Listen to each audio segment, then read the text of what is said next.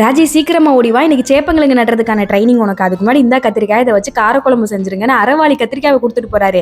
அந்தமான்ல இருக்கும்போதே வாரத்துல 4 நாள் காரக்குழம்பு கேட்பாரு. அதுலயும் மாமியார் வீட்டுக்குன்னு வந்துட்டா விதவிதமா காரக்குழம்பு தான். சாரை கையிலேயே பிடிக்க முடியாது. அப்படியே ஈவினிங் ஸ்நாக்ஸ்க்கு காராமணி வடையும் டீயும் போட்டு எடுத்துக்கிட்டு அப்படியே கேணிக்கு கிளம்பியாச்சு. போற வழியில நான் எல்லாத்தையும் காலி பண்ணிட்டேன். கடைசி அவருக்கு ஒரே ஒரு வடை தான் இருந்தது. சரி ஓகே, வீட்டுக்கு போய் சாப்பிட்டுக்கலாம், இப்ப நடுற வேலைக்கான போலான்னு சொல்லிட்டு அப்படியே கேணி பக்கம் கிளம்பியாச்சு. கேணி ஃபுல்லா தண்ணி பாய விட்டு சேப்பங்கிழங்கு வைக்கிறதுக்கான ப்ராசஸ் ரெடி ஆயிட்டு இருந்தது. சரி ஓகேன்னு உள்ள இறங்குனா கரெக்டா ஏதோ ஊர்ற மாதிரி கண்ணில் தெரிஞ்சது. என்னன்னு பார்த்தா செந்தேல்.